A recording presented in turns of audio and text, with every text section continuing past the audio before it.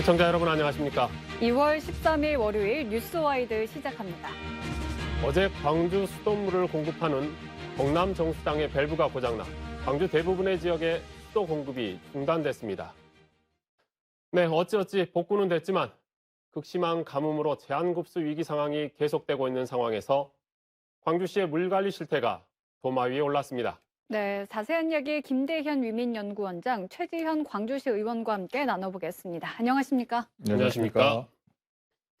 네, 이야기 나누기에 앞서 먼저 관련된 리포트 영상부터 보고 오겠습니다. 광주 상수도를 책임지는 정수장은 단 두 곳입니다. 이번에 사고가 난 덕남 정수장은 지난 1994년, 용현 정수장은 1985년 만들어졌습니다. 고장을 일으킨 덕남 정수장 밸브는 설치 뒤 단 한 번의 교체도 없이 30년 가까이 그대로 쓰다 결국 사고가 났습니다. 노후화 문제는 정수장뿐이 아닙니다. 광주 도심에 깔린 상수도 간 4천여 킬로미터 가운데 20년 이상 사용한 노후관은 절반에 이릅니다. 그러다 보니 2021년 기준 광주의 상수도 누수율은 5.7%로 대전 1.5%, 대구 3.8%를 크게 웃도는 수치입니다. 금년을 노후 상수관 정비의 원년으로 삼겠다. 그래서 사실은 이제 재정 구조가 썩 특별하게 넉넉지는 않습니다. 그렇지만 최소한 작년도 했던 것보다는 점차로 늘려가자. 여기에 광주 시민의 식수원은 1985년 완공된 동복호와 1991년 만들어진 주암댐 이후 30년 넘게 새로운 수원지 개발은 멈춰섰습니다. 가뭄이 오면 그때마다 물 부족을 호소할 수밖에 없는 상황입니다. 기후변화에 따라 광주 전남도 해마다 강수량의 편차가 점점 커져가는 상황. 지금이라도 총체적 점검과 미래를 대비하는 상수도 행정이 필요합니다. KBC 이영길입니다. 네, 우리 광주시의회에서 최지현 의원님 나오셨는데 이 정확한 사고 원인이 뭐라고 하나요? 광주시에서는? 네, 이제 정수장에서 각 가정이나 물 사용처로 물을 보내기 위해서는 일단 정수장에서 배수지로 보내야 됩니다. 그런데 이제 이 정수장에서 배수지로 보내는 그 사이에 유출구가 있는데요. 이제 거기에 밸브가 닫혀서서 이제 물이 흐름이 이제 막혀가지고 물이 차단이 된 그런 사고였습니다. 네, 그렇군요. 일단 휴일에 난데없는 단수 때문에 시민들이 큰 혼란을 겪으셨는데 어떻게 원장님 좀 괜찮으셨습니까? 아니요, 전 어제 그 점심 약속 때문에 가족들하고 나갔는데 그때 이제 전화 문자 뜨더라고요. 그래서 다시 집으로 돌아오는 좀 불편한 점이 있었는데 저야 뭐 개인적으로 그런 일이 있었지만 자영업을 하신 분들은 큰 불편을 겪지 않았을까 하는 생각이 듭니다. 네. 뭐 일단은 뭐 사고가 발생한 게 이제 새벽 3시 반 정도로 알고 있는데 사고가 발생한 지 15시간여 만에 수리가 된 걸로 알고 있거든요. 왜 이렇게 늦어졌다고 좀 보고 계신가요? 처음에는 그러니까 이게 그 배수지로 가는 이제 물의 유출량이 0으로 이제 떠 있기 때문에 이제 상수도 그 관리하는 그 직원에서는 이게 그 통신상에 이제 문제가 있어서 이게 유출이 안 됐을 리는 없다라고 처음에 그렇게 판단한 것 같습니다. 그래서 이제 통신에 이제 오류라고 봤었고요. 그리고 이제 그게 아님을 알고 그래서 어디서 지금 이게 물이 흐름이 지금 막혀 있는 건가 봤더니 이제 유출 밸브가 잠겨서 그런 사고가 있었던 걸 파악을 하고 그래서 이제 그 사고 이후에 물이 이제 잠긴 그 밸브 잠긴 것을 여는 이제 과정들이 좀 시간이 많이 소요가 됐고요. 그리고 이제 시민들에게 이런 이제 사고가 발생을 하고 그다음에 물을 공급에 이제 지장이 있겠다라고 하는 이제 안내까지의 좀 부분도 시간이 좀 많이 좀 이렇게 텀이 있었습니다. 그래서 네. 시민들이 이 단수에 대비하기 위한 이런 조치들이 좀 원활히 이루어지지 못한 그로 인한 불편을 겪었던 것도 사실입니다. 네, 일단은 이제 덕남정수장 인근에 이제 수돗물이 정말 홍수처럼 도로 이제 밖으로 넘치는 그런 모습도 있었는데요. 지금 굉장히 물 한 방울도 아까운 상황 아닙니까? 이 유출된 물의 양을 어느 정도로 좀 추정을 하고 계신가요? 시에서 발표하기로는 한 5만 7천여 톤으로 지금의 말을 하고 있고요. 지금 일일 이제 생산 이제 수돗물 양에 보면은 한 12% 정도 이렇게 이제 보여집니다. 지금 뭐 일일 20% 정도 물 전략을 좀 해달라라고 계속 이렇게 호소를 하고 있고, 그다음에 이제 가뭄이 길어지면서 이후에 이제 고갈 위험까지 있기 때문에 네. 그래서 이제 시민들의 입장에서는 이 수도 사고로 인한 불편 그리고 물 낭비 이제 이중으로 지금 이 오류의 문제를 보고 있기 때문에 그래서 이제 시민들이 우리 수도 관리나 수도 행정에 있어서 문제가 있지 않나라고 하는 이제 불만과 걱정이 지금 높은 상황입니다. 네, 일단 김 원장님, 우리가 이제 그동안 계속 물 절약 캠페인을 해오지 않았습니까? 네네. 이번 사태 이후로 좀, 이 물 절약을 우리가 했어야 하나라고 이제 시민들 굉장히 허탈감을 많이 느끼셨는데요. 어떻게 생각하십니까?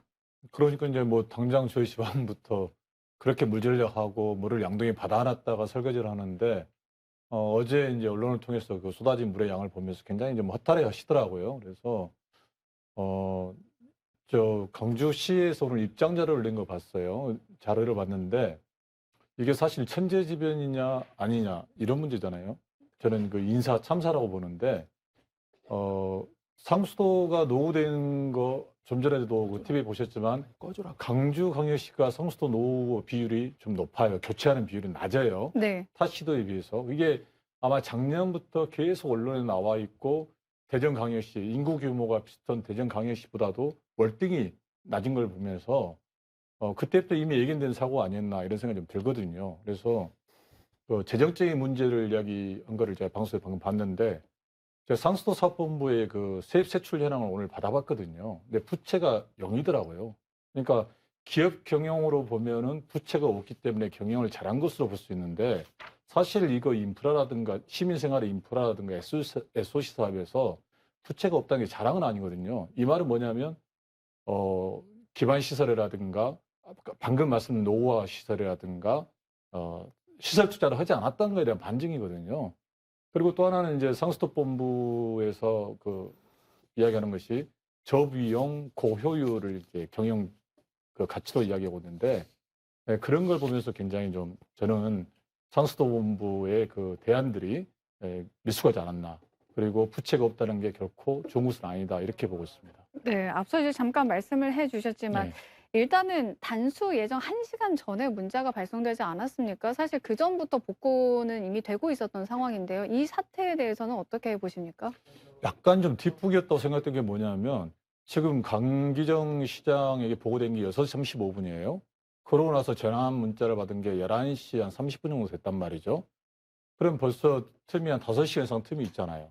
이 시간 동안 뭐 했는가에 대한 그 분명한 나중에 책임 소지를 좀 물어야 할 것 같고 그 이후에 정말 많은 분들도 공감했을 건데 짜증날 정도로 전화 문자가 각 구별로 오고 시에서 오고 강주경찰청에서 오고 엄청나게 쏟아졌단 말이에요. 네. 이게 만약에 아침에 그렇게 전화 문자가 왔으면 단수에 대한 그러니까 자영업 하시는 분들도 미리 물을 좀 받아놓고 대입을 했을 건데 이게 전혀 이루어지지 않고 단수 1시간 전에 전화 문자 온 거에 대해서는 이것도 또 책임을 좀 물어야 한다 이렇게 보고 있습니다. 네. 우리 의원님은 그 부분을 어떻게 생각하시나요? 네. 그래서 일단 뭐 사고가 발생되지 않도록 하는 늘 진단과 대처가 우선 중요하겠고요. 그다음에 이제 이런 사고가 발생했을 때 조기의 원인 판단과 그다음에 이게 수돗물이라고 하는 아주 이제 필수적인 그다음에 시민들의 생활과 아주 밀접한 부분이기 때문에 그래서 이제 시민들에게 이 사실을 알리고 적절한 이제 대처가 이루어질 수 있도록 대응을 할 수 있도록 이제 이런 정보 전달 체계도 매우 중요합니다. 방금 말씀해 주신 것처럼 한 11시 한 40분 정도, 30분에서 40분 정도의 단수가 있을 예정이다라고 하는 게 한 1시간 정도의 여유를 두고 하기 때문에 그래서 이런 이제 적절한 이런 대응을 하는 것으로서는 좀 촉박했던 시간이었고요.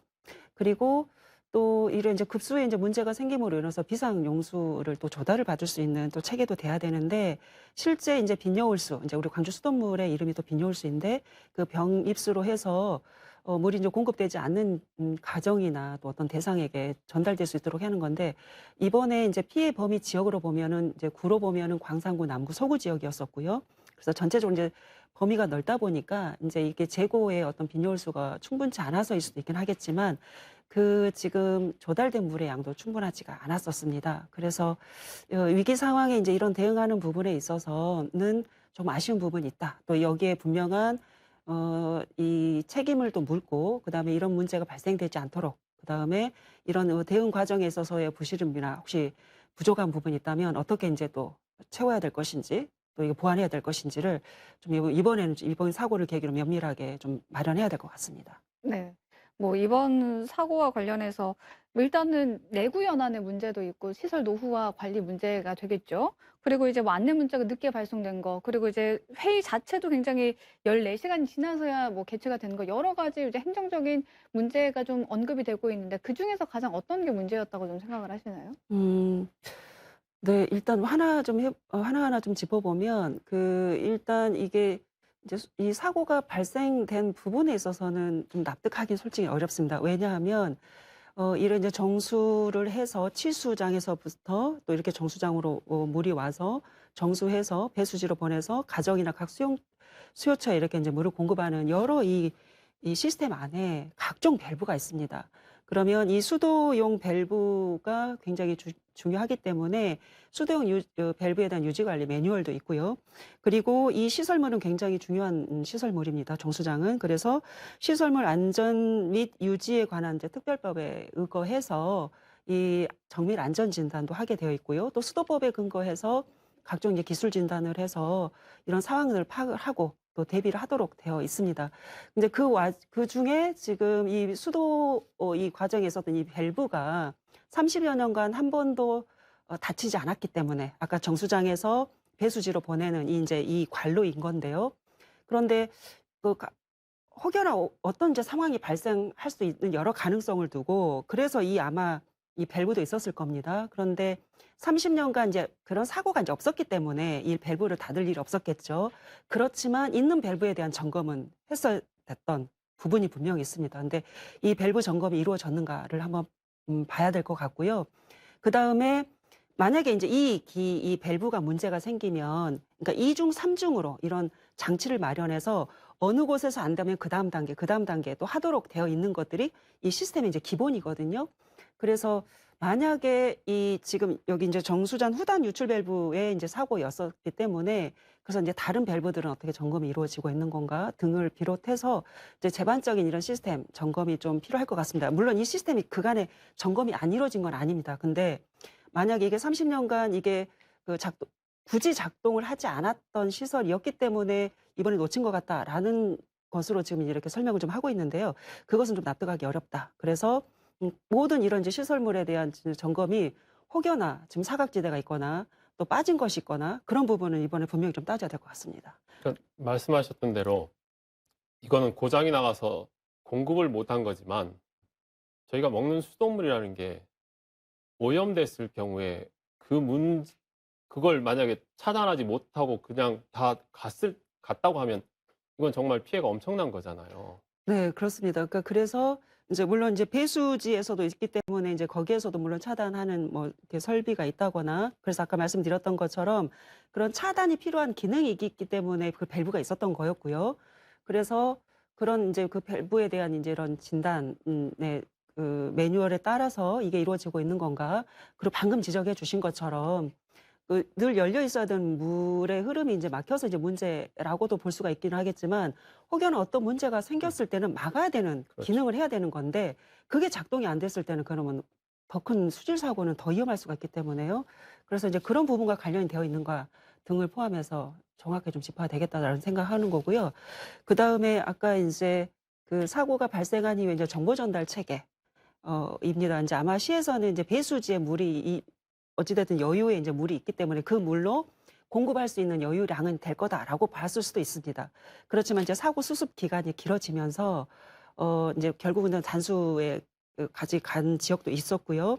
그리고 이로 인한 뭐 영업 손실이라거나 또 아니면은 이게 대비를 못해서 이제 또 전전긍긍한 또 그다음에 물이 이렇게 중단됨으로 인한 흐린물이 이제 공급되는 이제 수질 문제 등 있어서 조금 여러 부분에 이제 시민들의 불편과 피해가 이제 발생했던 부분들은 또 그거 부분대로의 어떤 체계에 대한 점검이 좀 필요할 것 같습니다. 네. 김 원장님께서는 이번 사태의 가장 큰 문제점이 뭐라고 생각을 하시나요?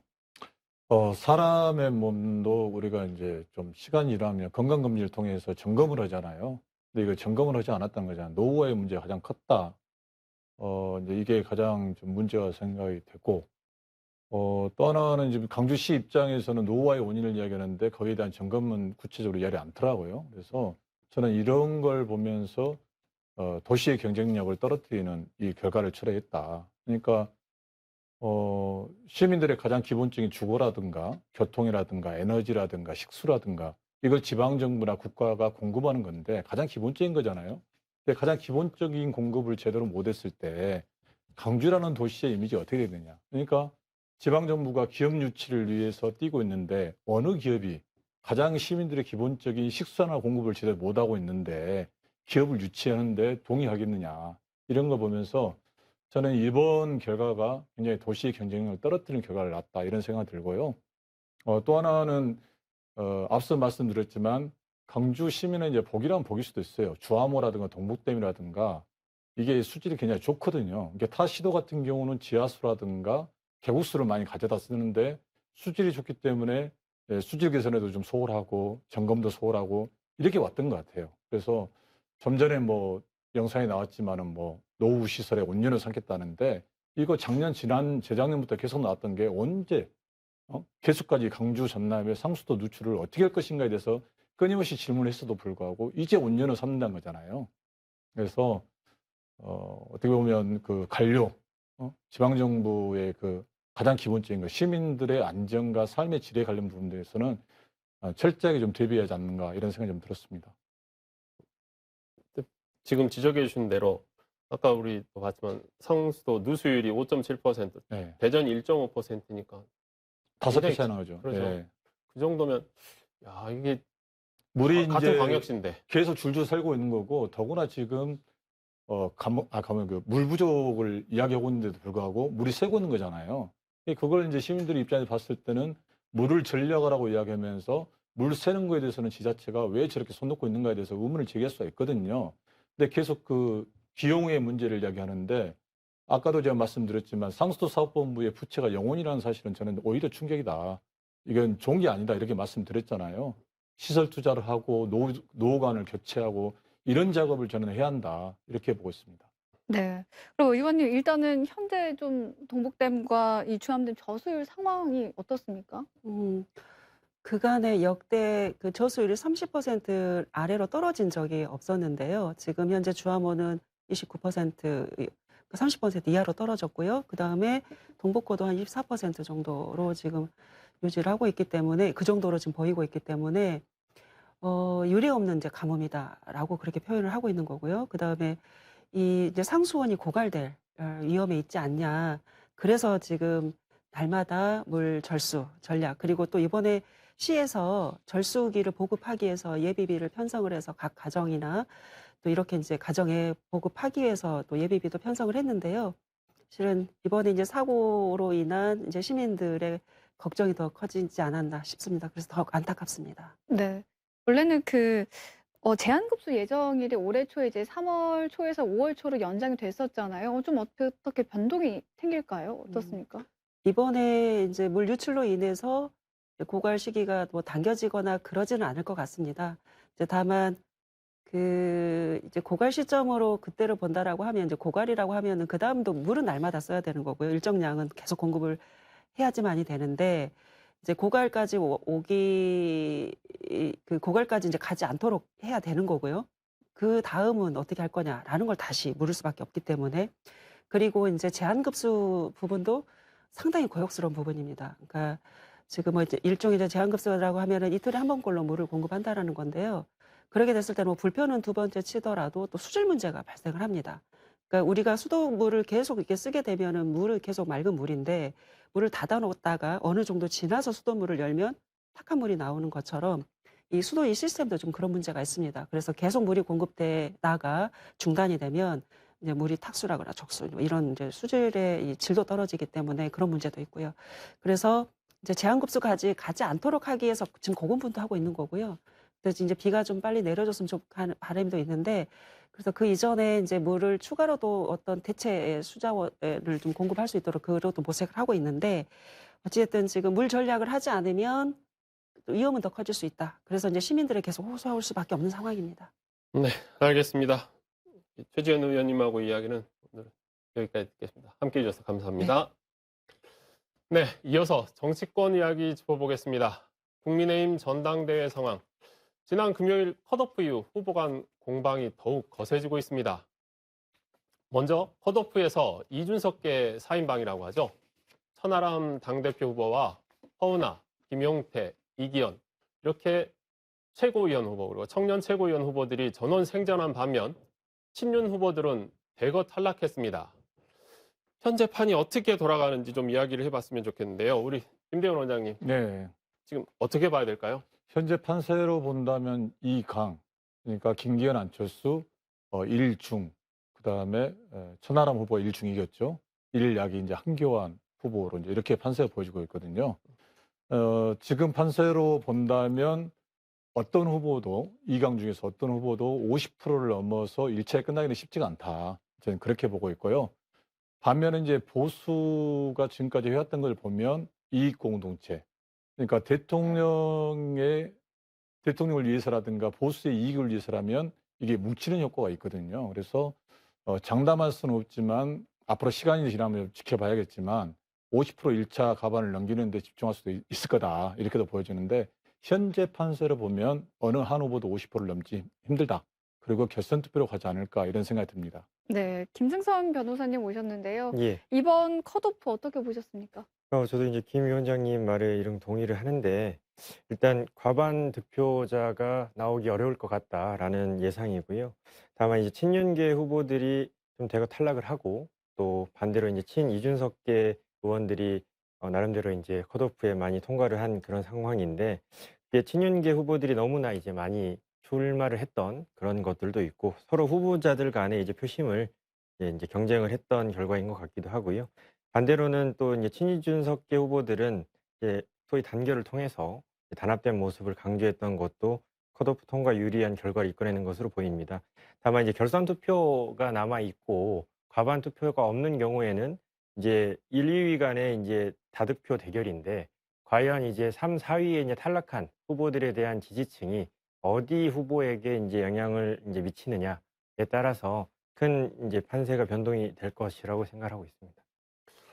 3, 4위 후보 이야기를 하셨는데 결국은 보면 지금 계속 치고 나오고 있는 천하람 후보 같은 경우는 나중에 진짜 3위가 될지 2위가 될지도 모르는 상황이거든요. 그런다고 하면 만약에 3위여서 패스트 모드를 잡게 되면 김기현 쪽은 아니지 아니겠죠. 않을까요? 네. 그래서 지금 50%가 안 넘었을 경우에는 위험하다는 거잖아요. 지금 김기현 후보의 워딩을 보십시오. 굉장히 조급함의 발로잖아요. 대통령 탄핵 이야기까지 나오고.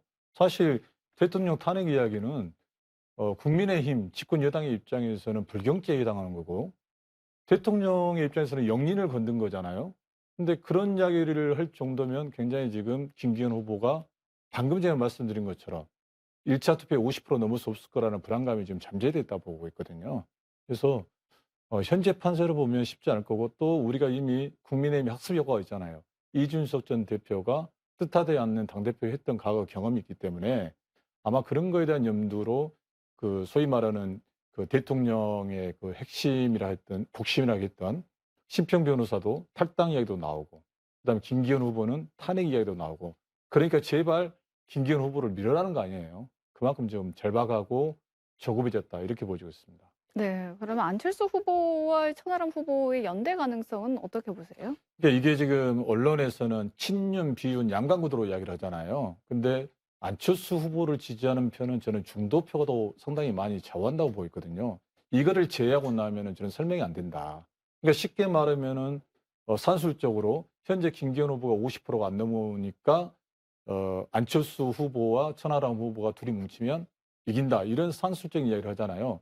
근데 안철수 후보를 지지하는 표 상당수가 중도층에 있단 말이에요. 근데 이 중도층이 앞서 제가 말씀드린 것처럼 우리 보수의 이익을 위해서 내키지 않지만 김기현 후보를 미래한다거나 아니면 대통령의 힘을 실어주기 위해서 김기현 후보한테 가린다거나 이랬을 경우는 판도가 좀 틀려지거든요. 그래서 저는 양강 구도보다는 3자 구도를 좀 보고 있는 거고 이 중도의 마음이 현재 대통령의 지지율과 좀 같이 가지 않을까. 지지율이 떨어지면 반윤으로 바꾸고 지지율이 올라가면은 친윤 쪽으로 가지 않을까 이렇게 보고 있습니다. 김 변호사님, 우리 지금 보니까 예. 아까도 이야기를 했었는데 영린이라는 표현을 썼단 말이에요. 대통령 탄핵 이야기를 했어요. 김기현 후보. 예. 그 이야기는 마치 그 대선 전국에 보수 정당 후보가 북풍 이야기하는 거나 마찬가지 상황인데 이렇게까지 할 정도로 정말 다급할까요? 김기현 후보가?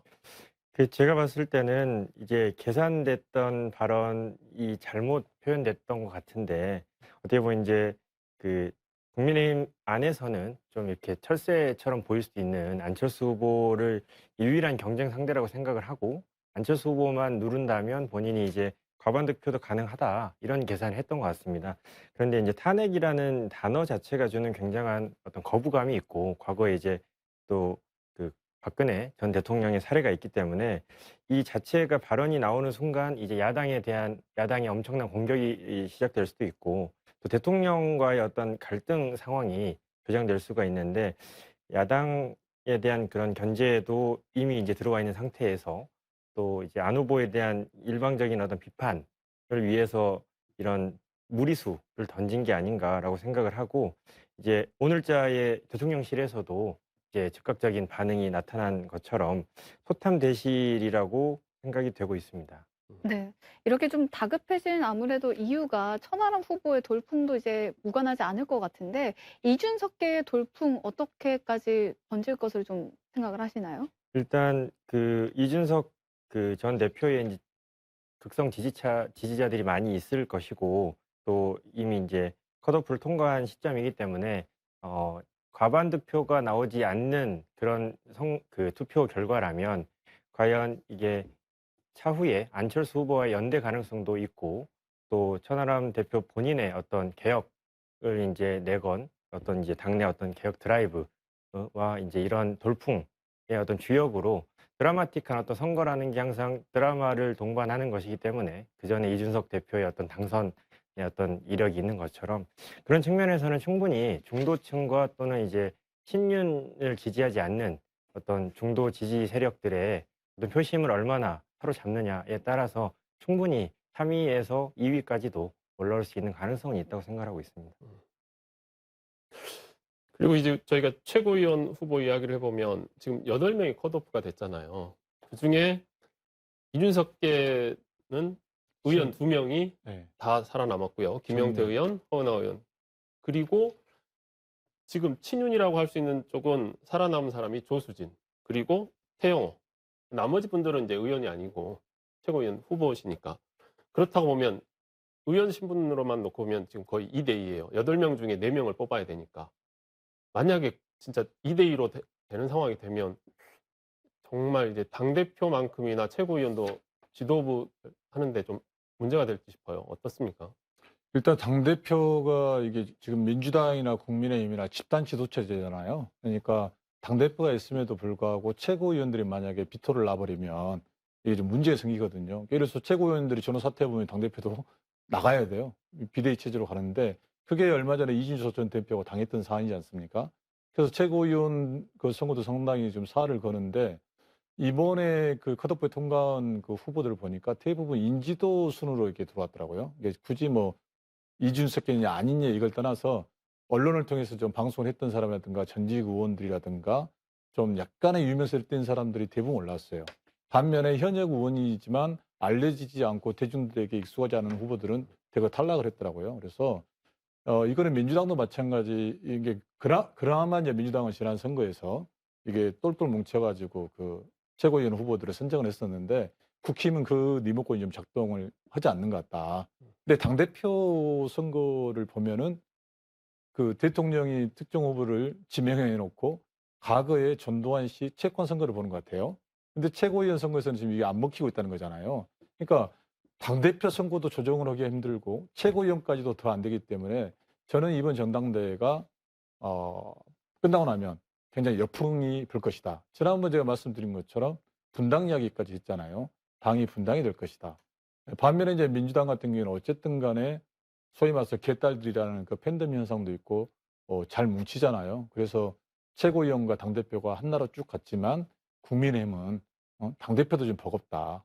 하나로 가는 게 이렇게 되기 때문에 총선 전후로 정말 분당이 될 것 같다. 이렇게 보고 있습니다. 네. 민주당 말씀하셔서 잠깐 이어가자면 우상호 의원이 "우리에게도 가장 까다로운 후보는 천하람 후보다."라는 식의 발언을 했어요. 어떻게 보셨습니까? 이게 이제 이준석 전 대표의 대잡이라고 말씀을 하신 것 같아요. 그러니까 청년층이라든가 소위 말해서 국민의힘 내부의 개혁 세력이라는 걸 표방하고 있잖아요. 그리고 지금 뭐 어떤 후보가 김기현 후보, 안철수 후보 이 강인데 대통령을 향해서 비토를 넣지 못하고 있잖아요. 특히 한교안 꼴찌 후보지만 한교안 후보도 그렇고 유일하게 천하람 후보만 대통령에 대해서 비토를 넣고 있고 윤핵관들을 간신배라고 이야기를 하고 있잖아요. 그러다 보니까 이게 튀게 되고 또 그게 한우하게 되기 때문에 민주당 입장에서는 과거 이준석 전 대표처럼 젊은 층의 표심을 흡수하면서 개혁적인 후보 당연히 두려워하는 거죠. 왜냐하면 민주당이 갖고 있는 정체성 자체가 개혁성인데 그 개혁성을 국민의힘에서 후보가 가져간다면 당연히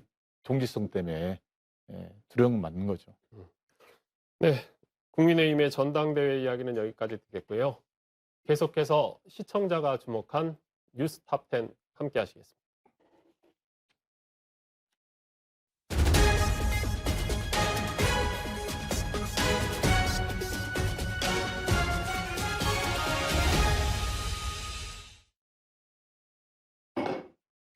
뉴스 톱10입니다. 최근 여수에서 고급 외제차와 금품이 도난당하는 사건이 잇따라 발생했는데요. 범인을 잡고 보니 10대 중학생들이었습니다. 이 중학생들은 새벽 시간 사이드미러가 펼쳐져 있는 외제차를 노렸는데요. 그동안 잠금 장치가 풀린 외제차 20여 대의 차량을 훔쳤다며 500만 원 상당의 금품을 훔친 것으로 파악됐습니다. 특히 이들은 차량 절도로 이미 보호 관찰을 받고 있던 중으로 다시 범죄를 저지른 것으로 드러났습니다. 별장 정접대 의혹이 제기됐던 김학의 전 법무부 차관에 대한 출국 금지와 이와 관련한 수사 외압 사건의 1심 판결이 모레 나옵니다. 이광철 전 청와대 민정비서관과 이규원 검사, 차규근 전 법무연수원 연구위원은 2019년 3월 인천공항에서 출국하려던 김학의 전 차관을 불법으로 막은 혐의를 받고 있는데요. 이성윤 당시 서울중앙지검장은 이 과정에서 수원지검 안양지청에 김학의 불법 출국금지 수사를 막기 위해 외압을 행사한 혐의를 받고 있습니다.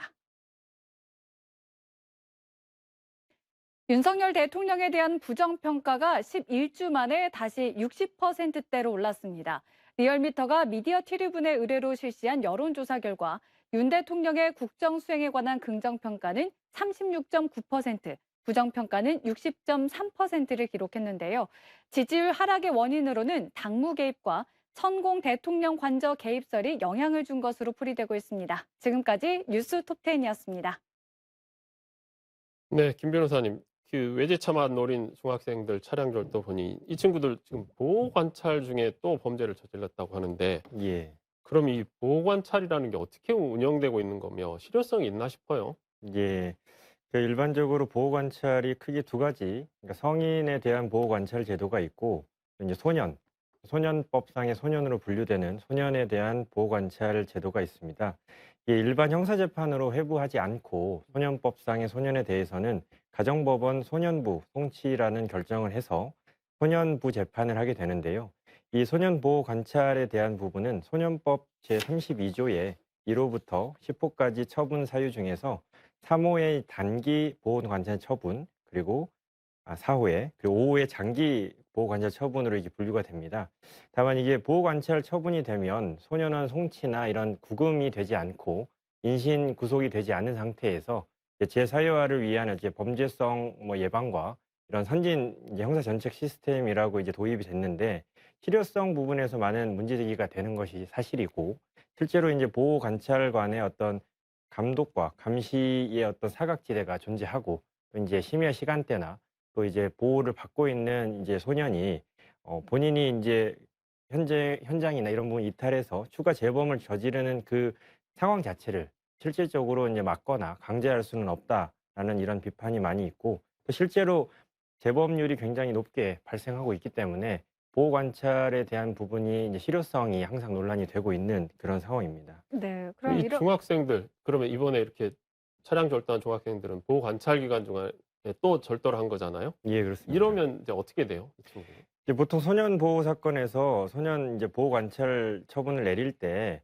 준수 사항이 있는데요. 준수 사항을 위반하는 경우에는 이제 보호 관찰 소장이 또는 신청하거나 검사가 청구를 해서 이제 소년 분류 심사원에 이제 1개월 미만 기간 동안 이제 수감을 시킬 수도 있고, 그 안에서 이제 보호 관찰관의 어떤 의견서, 그리고 전문가의 어떤 심사 의견서를 가지고 다시금 이제 재처분을 위한 이제 소년부의 이제 판사가 검토를 하게 됩니다. 그러면 이제 기존에 내려졌던 이제 보호 관찰 처분보다 이제 중한 내용으로 이제 소년원 송치라든지 그런 이제 더 중한 처분으로 변경이 될 수도 있고요.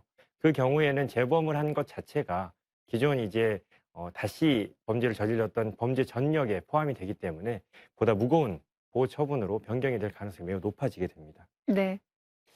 그러면 저희가 알고 있듯이 항상 그 촉법소년하고는 또 별개의 문제인 거잖아요. 그러니까 촉법소년 같은 경우에는 이제 연령을 정해서 이제 아예 형사 미성년자하고는 좀 다르게 또 이제 그 사회화나 또는 이제 그 처벌보다는 이제 교화가 필요하다라고 해서 이제 소년 보호 사건으로 이제 분류해서 처분을 하는 그런 이제 연령에 따른 기준인 것이고, 이제 보호 관찰이라고 하는 거는 소년법상에 이제 소년 보호 처분을 내리는 대상 소년에 대해서 내려지는 결정인데, 이게 사실상 일반 보호 관찰 처분이라고 하면 뭐 조건부 기소유예와 같이 이게 한 번이라도 재범을 했을 때 즉시 기소유예가 취소되고 다시 형사재판을 받게 되거나 이제 실형이나 이런 징역형의 선고가 예상될 수 있는 그런 큰 리스크가 있는 반면에, 소년법상의 이제 소년보호 처분에 대해서는 가장 중한 처분이라고 하더라도 소년원에 이제 송치하는 것밖에 없기 때문에 네. 이제 보호 소년이 그런 부분들이 법을 이제 나름대로 악용을 하는 그런 현실적인 부분이 문제가 있습니다. 네. 네, 알겠습니다. 두 분과의 오늘 이야기는 여기까지 듣겠습니다. 함께해 주셔서 감사합니다.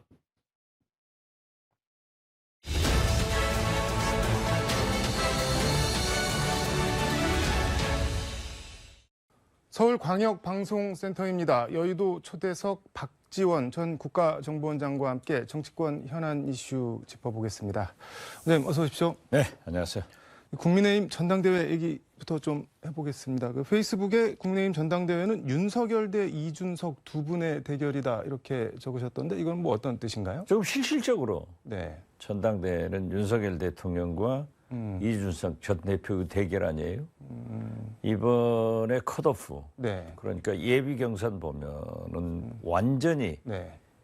이준석 승리입니다. 이게 말씀하신 박성중, 이용, 이만희, 친윤 현역 의원들인 컷오프에서 아예 다 떨어졌고 다 떨어졌어요. 그다음에 천하람, 김용태, 허은하, 이기인 여기는 자기들이 천아용인 이렇게 이름을 붙였던데 약간 뭐 동방신기 이런 분위기도 나고 그렇던데 그러니까 대통령 네 분이 해도 너무한 거예요. 역대 우리가 많은 정치사에, 정당사에 네.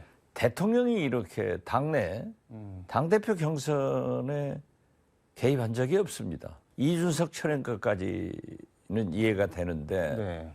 민심의 뒷받침을 받는 네. 유승민, 당심의 나경원, 그리고 안철수까지 이제 색깔론으로 비판을 하니까 네. 그래도 바른 말을 하는 이준석, 천하람, 이 천하용인들한테 간 거죠. 이건 대통령이 그렇게 하면은 안 되는 겁니다. 그래서 권리당원들도 굉장히 고민스럽지만은 네. 즉 그래도 대통령 임기가 1년밖에 안 됐는데 대통령 손을 들어주느냐, 당을 살리느냐, 이 기로에 서 있는 거죠. 그게 양립이 지금 안 되는 상황인가요? 대통령을 아직은 지금 현재 아직도 한 3주 남았지 않습니까? 그렇기 때문에 더 두고 봐야 되는데 저는 어떻게 됐든 이준석, 천하람 돌풍이 지금 불고 있다. 그리고 최고위원만 하더라도 4명 당선자 중에 2분이 김용태, 허은하 네. 2분은 들어갈 것이고 들어갈 거다. 청년 최고위원도 이긴 이준석계가 될 것 같아요. 문제는 네. 천하람 대표 후보가 경선에 올라가면은 진짜 이변이 납니다. 아, 결선 투표에 올라가면은 그렇죠. 천하람이 될 수도 있다. 아, 그렇죠. 오동잎 떨어지면 가을이 온다는 것을 알아야 한다. 페이스북에 이렇게 적으셨던데 이거는 저 윤석열 대통령을 향한 말인 것 같은데 어떤 뜻인가요? 지금 윤석열 대통령이 개입하셔가지고 네. 심지어 내가 한 달에 300만 원, 3,600만 원 당비 내는데 왜 내가 당무 얘기를 못하냐. 네. 이런 식으로 얘기한다고 하면 우리나라에서 세금을 제일 많이 내는 삼성, 이재용 회장이 모든 국정을 간섭할 수 있어서 되겠습니까? 이건 정당은 주식회사가 아닙니다. 그 결과가 네. 컷오프 예비 경선에서 완전한 이준석 승리, 윤석열 패배로 나타났지 않냐. 국민의힘 당원들이 어떤 생각을 하고 있는가를 알아야지. 오동잎은 떨어지는데 여름 오동이 떨어지면 가을이 오는 건가요? 가을이 오는 거죠. 지금 김기현 후보 같은 경우는 미래 권력과 현재 권력이 부딪히면은 탄핵이 우려된다 이런 말까지 했는데 안철수 의원은 무슨 망상인지 모르겠다 뭐 이렇게 얘기를 하고 이거 어떻게 봐야 될까요? 자, 보십시오. 네. 역대 집권 여당 네. 전당대회에서 음, 대통령이 네. 탈당, 탄핵 얘기가 나온 적이 없습니다. 네. 이건 말씀하시는 분들의 금도도 어긋났지만은 그만큼 네. 윤석열 대통령의 국민의힘 리더십이 흔들리고 있는 거예요. 어떻게 대통령이 탈당하고 네. 어떻게 대통령이 탄핵당합니까? 그러니까 또 그러한 말을 하는 사람들은 정신 좀 네. 이상하다. 별소리 다 나오잖아요. 그러면은 그 논평을 잘하는 대통령실이나 네. 대통령께서는 탈당한다, 탄핵한다 이런 얘기에 대해서 아무 말씀 안 하잖아요. 그거 어떻게 봐야 될까요? 아마 어떻게 보냐 하면은 이건 자기들끼리 윤석열 당을 만들다가 총선에 공천 칼질해가지고 내년 4월 이후에는 완전히 윤석열 당을 만든다. 네. 만약 그렇지 않으면은 레임덕 온다 하는 것으로 가지고 작전을 진행하다가 자폭한 것 아니에요? 자폭이요? 그렇죠. 그건 이제 발표함으로써 굉장히 지금 현재 반항이 낮지 않습니까? 자충수를 뒀다. 그렇죠. 그리고 자충수 둔 거죠. 네. 그리고 보십시오. 네. 어떻게 대통령을 탄핵합니까? 야당도 지금 대통령 탄핵한다고는 안 하잖아요. 네. 이태원 참사, 이상민 장관을 탄핵하지. 대통령 탄핵 소리를 안 하는데 네. 어떻게 집권 여당의 당대표 후보가 입에서 누가 되면은 탄핵한다. 이런 얘기가 저게 콩가루 집안이지 무슨 정당입니까? 대통령은 그걸 어떻게 보고 계실까요? 뭐 유난연대 이런 얘기 아무 말씀 안 하시잖아요. 네. 삼남한상에 대해서 다 그렇게 말씀하시는 대통령이나 대통령실 고위 관계자 아무 말 안 하잖아요. 네. 저게 뭐 하다가 들킨 거 아니에요? 뭐 하다 들켰다. 보모하다가 들킨 거 아니냐고. 이게 심각합니다. 도대체 집권 여당은 대통령 탈당한다? 대통령 탄핵한다? 정신 이상하다? 이게 말이 되냐고요. 알겠습니다. 말이 안 되는 일이 왜 계속 벌어지고 있는지. 아니 그러니까 네. 그러면은 대통령께서 말씀을 하시든지 네. 대통령실에서 한마디 하든지 하는데 아무 소리 안 해요. 아무 소리 안 하니까 이상하지 않냐고요. 그러니까 계속 이해가 안 되는데 아무 소리 안 하는 걸 어떻게 받아들여야 되는 건가요? 사실 네. 왜 윤석열 대통령이 저렇게 윤핵관의 김기현 당 후보를 노골적으로 미느냐. 네. 지금 말씀이 아니잖아요. 네. 정치를 정치로 풀어야지 네. 저런 식으로 하면은 안 됩니다. 이거 국민들은 윤석열 대통령이 해도 너무 못한다는 거 아니에요. 이재명 대표 지난 금요일 검찰에 소환돼서 세 번째 조사를 받았는데 검찰은 5만 군데를 칼로 찔렀는데 피 한 방울 안 나왔다. 뭐 이렇게 페이스북에 적으셨던데 피 한 방울 안 나왔다. 이거는 뭐 어떤 뜻인가요? 증거가 하나도 안 나왔잖아요. 아, 그 말씀을 그렇게. 검찰이 5만 군데를 칼로 다 찔러봤지만 이재명 증거가 없는 대표를- 거예요. 증거. 예. 증거가 없는 것을 네. 억지로 잡아놓으려고 하니까 지금은 상당히 검찰이 너무한다 하는 국민적 여론도 있고 네. 이재명 대표에 대한 동정심도 저렇게 당할 수가 있을까 하는 것도 슬슬 나오기 시작하더라고요. 빼앗긴 들에도 봄은 오는가?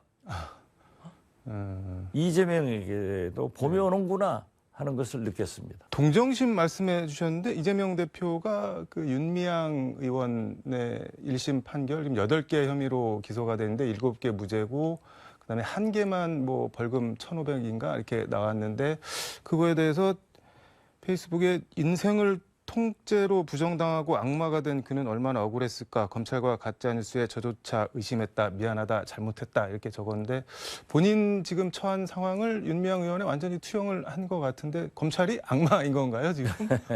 곽상도 아들 퇴직금 50억. 무지 아니에요? 네. 조국 장관의 딸 조미는 장학금 600만 원 받고 유죄받았단 말이에요. 네. 그러니까 도대체 너무나 선택적으로 공권력이 적용되고 있지 않냐. 네. 윤미향 의원이 사실 얼마나 많이 고초를 겪었잖아요. 네. 또 민주당에서 탈당도 했잖아요. 네. 그러니까 당 대표로서 지켜주지 못한 그런 연민의 정을 말씀하신 것 아닌가 저는 그렇게 봅니다.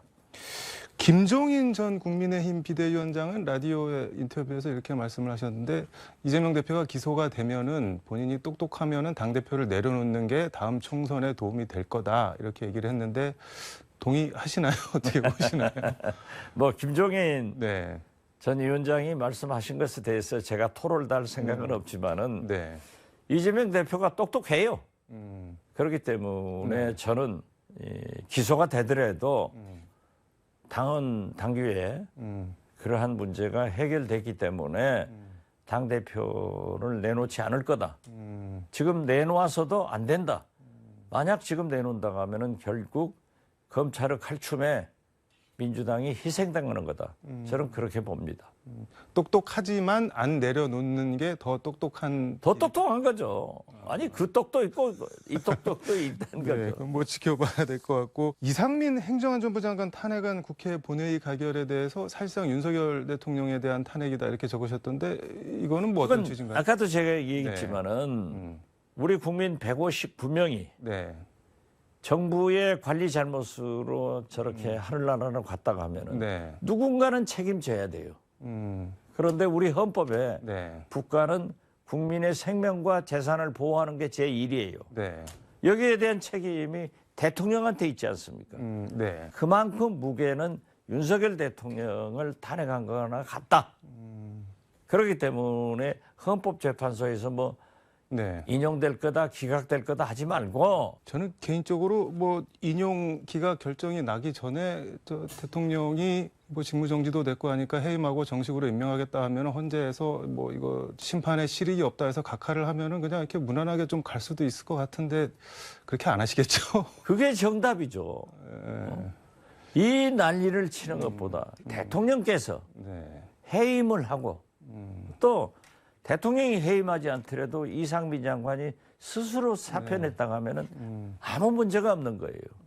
이상민 행안부 장관이 그렇게 유능하면은 해임했다가 나중에 총리로 임명하면 될 거 아니에요.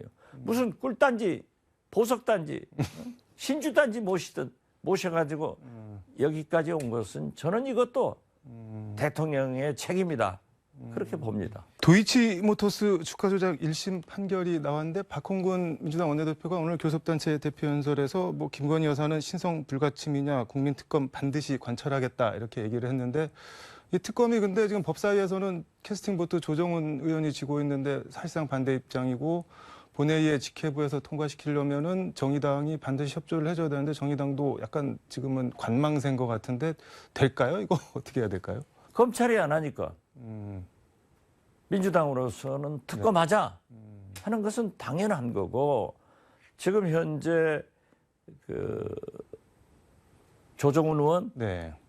반대하고 정의당도 반대를 한다고 하면은 네. 저는 이것이 민주당의 책임이라고 생각합니다.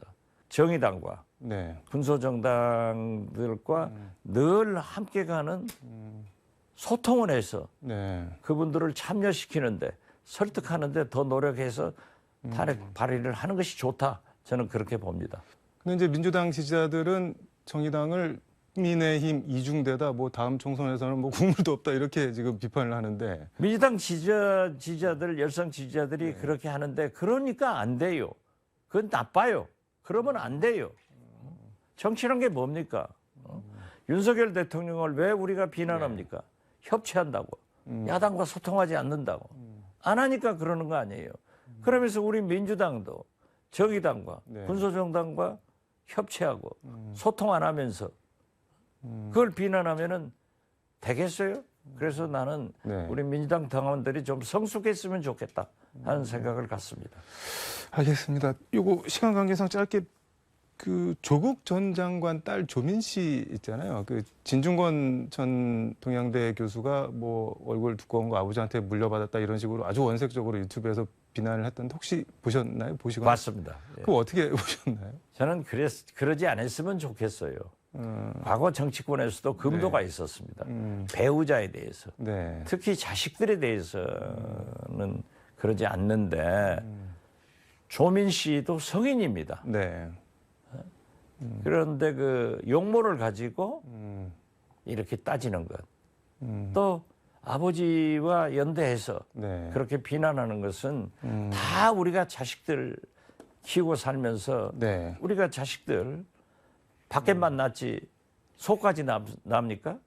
그러면 안 된다고 생각해요. 나는 진중권 교수가 네. 좀 너무 심했다. 옳지 않다 그렇게 생각합니다. 그 뭐 아내나 자식 얘기해서 뭐 잠깐 한 말씀만 더 드리면은 만약에 이재명 대표 아들이 화천대유에서 뭐 퇴직금을 50억을 받았다든지 아니면 부인 김혜경 씨가 주가 조작에 연루된 계좌의 전주라든지 이랬으면은 우리 언론이나 검찰이 어떻게 나왔을까요? 난리가 났겠죠. 난리가. 그것 때문에 네. 우리 국민들은 민주당은 왜 공권력이 네. 그렇게 선택적으로 적용되겠냐. 대도, 큰 도둑은 무죄, 대도 무죄고. 유권, 권력을 가졌으면 무죄고. 이것이 잘못됐지 않느냐. 저는 그걸 지적하고 있는 겁니다. 네. 알겠습니다. 오늘 말씀은 여기까지 듣도록 하겠습니다. 고맙습니다. 네, 감사합니다. 네, 지금까지 서울광역방송센터에서 박지원 전 국정원장과 함께 전해드렸습니다.